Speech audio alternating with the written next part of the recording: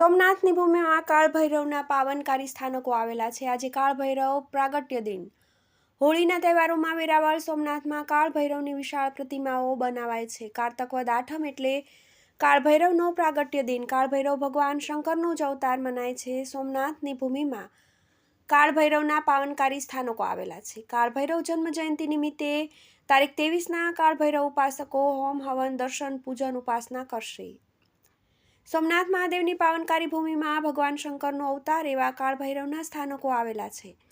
આજે કારતક વદ આઠમ કાળભૈરવ જયંતિ. સોમનાથના કિલ્લાવાળા હનુમાનજી મંદિરમાં કાળભૈરવનું સ્થાન આવેલ છે. સૂર્યકુંડ પાછળ હનુમાન મંદિરમાં તેમજ ગુડલક સર્કલ પાસેના શનિ મંદિરમાં તથા પ્રભાસ પાટણના પાટચકલામાં કાળભૈરવ સ્થાનક આવેલા છે. આ ઉપરાંત વેરાવળ પ્રભાસ પાટણમાં હોળીના તહેવારોમાં કાળભૈરવની પ્રતિમા બનાવવામાં આવે છે. ગીર સોમનાથના દિલવાડા ગામે પણ કાળભૈરવનું મંદિર આવેલું છે.